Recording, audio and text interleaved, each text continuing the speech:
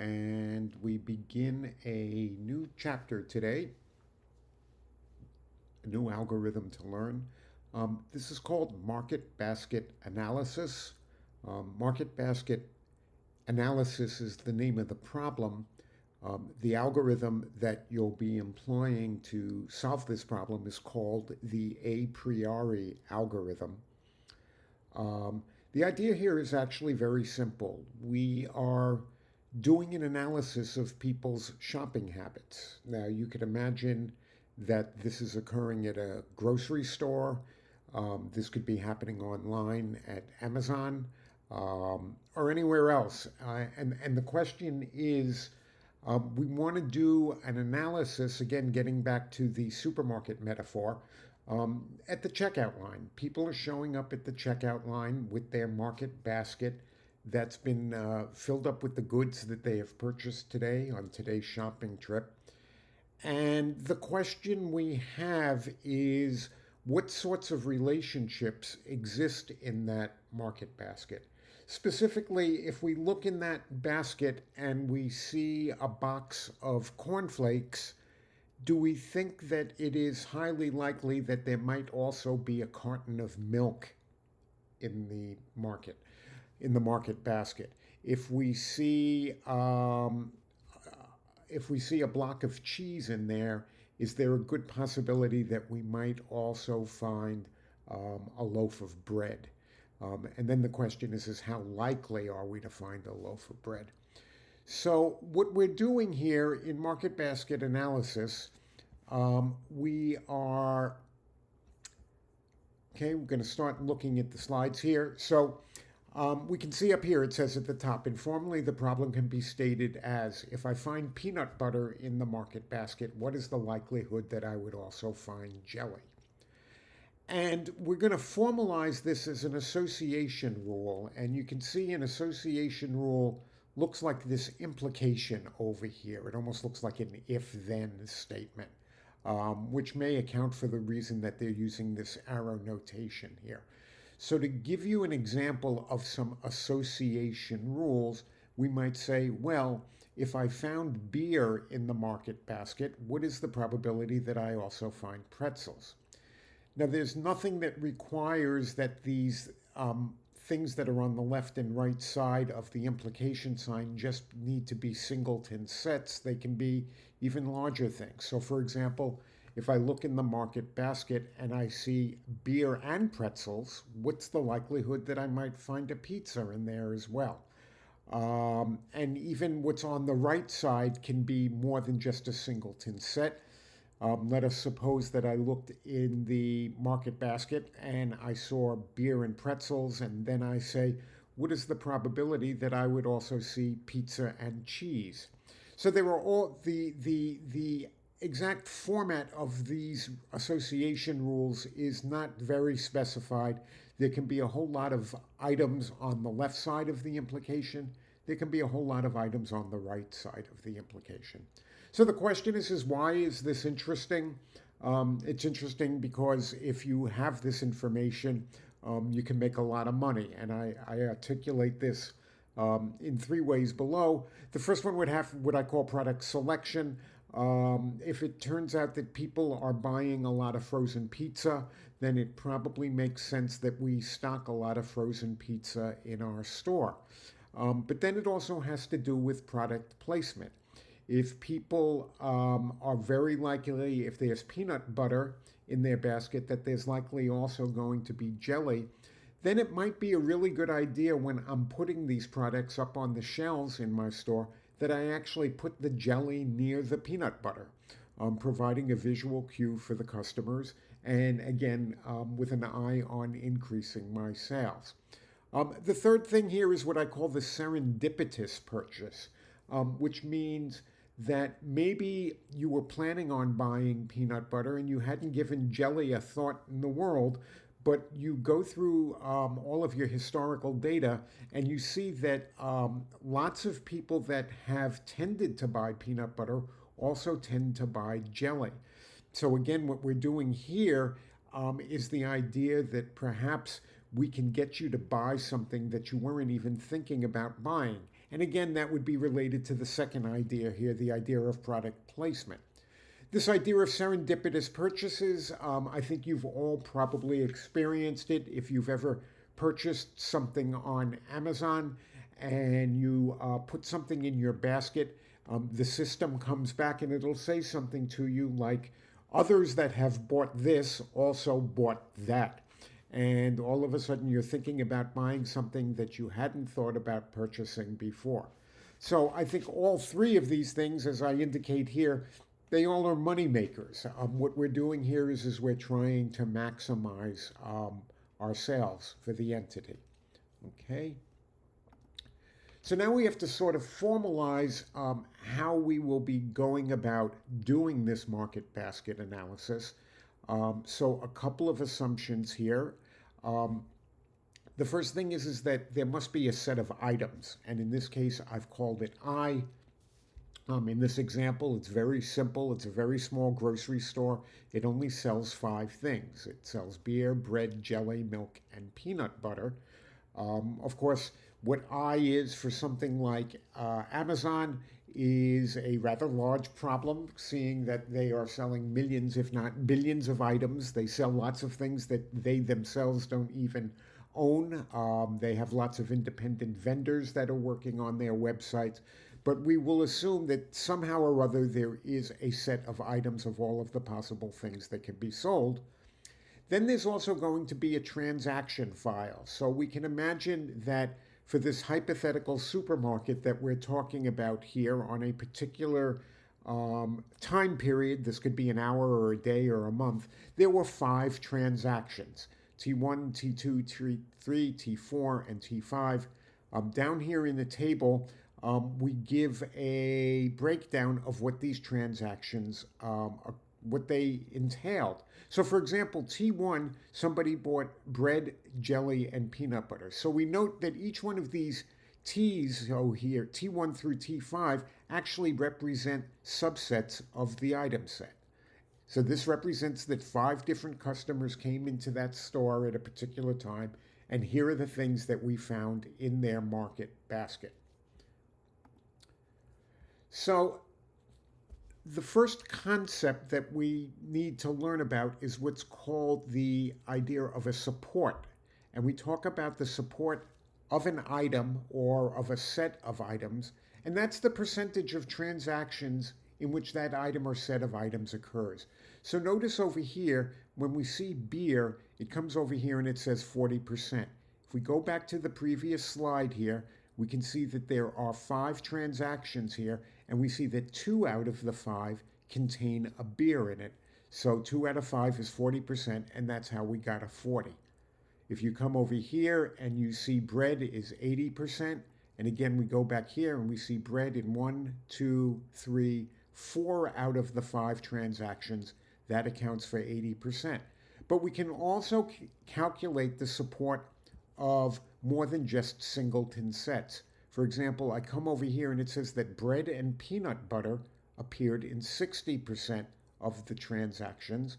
And I come over here and I see that bread and peanut butter is there, bread and peanut butter is there, bread and peanut butter is there. It appeared in 3 of the 5 transactions, which is again 60%.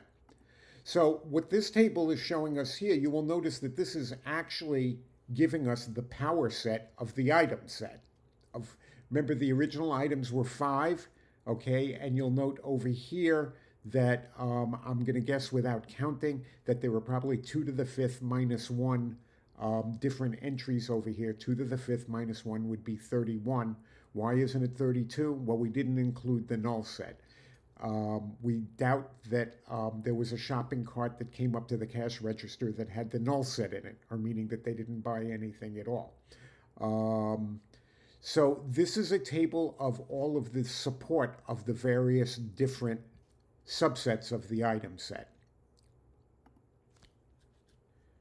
Okay, so we come over here and we have another definition. We say that the support of an association rule, X implies Y, and we'll denote it with an S like this, is the percentage of transactions that contains X union Y.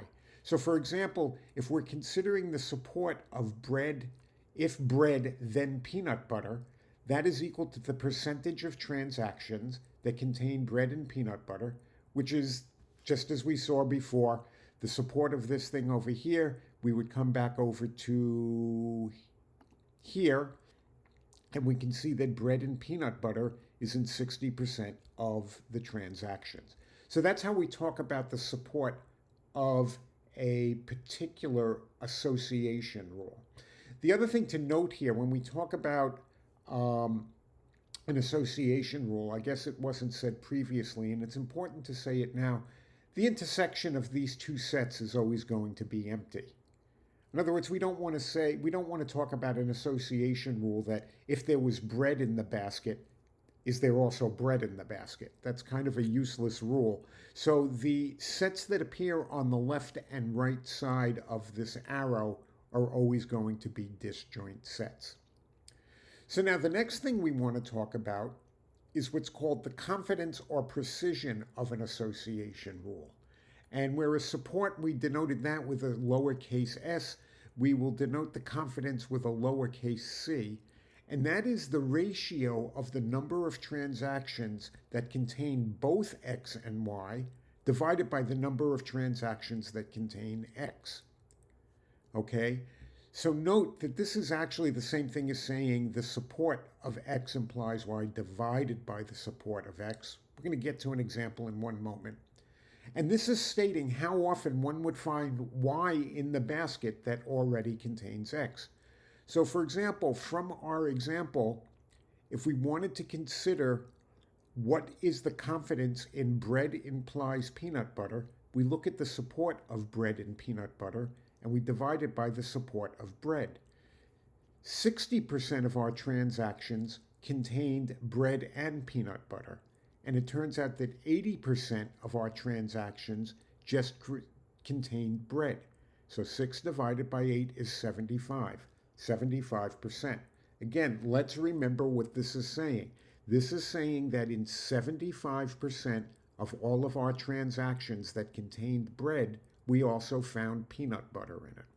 Just to give you another example here, now we consider the inverse rule because it turns out that they're not the same thing. This one is saying, how often, whenever we found peanut butter, did we also see bread?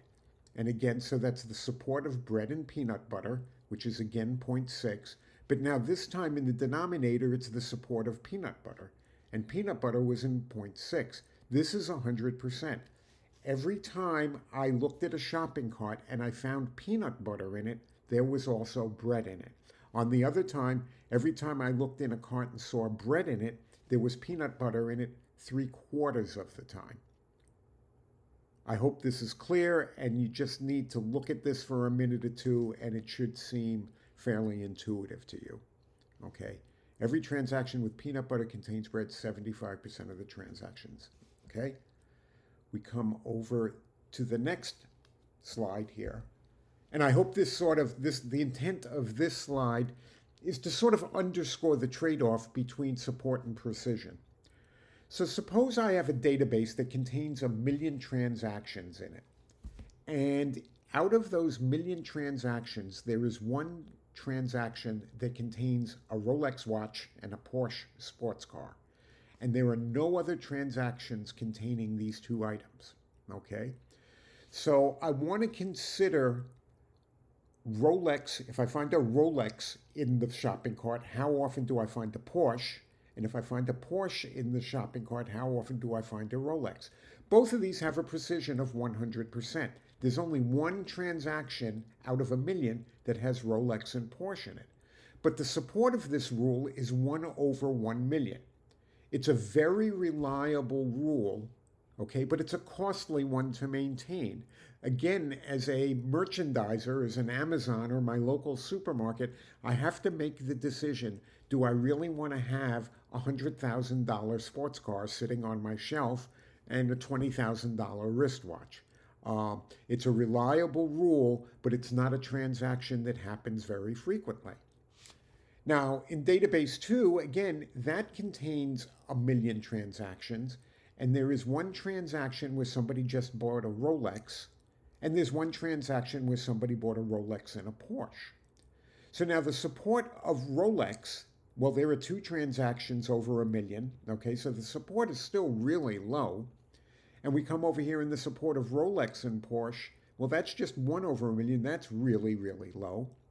And I come over here and I look at the confidence of Rolex. If I find a Rolex, will I find a Porsche? Well, that happened half the time. And then I say to myself, well, if I bought a Porsche, did I find a Rolex? And that happened 100% of the time. So again, this is just another example here of a rule or two rules that actually have a fairly high confidence, but they have a very low support. Now I come over here and I want you to consider database 3, which contains 1 million transactions, but 400,000 of these transactions contain bread and 400,000 transactions contain beer. No transactions contain bread and beer.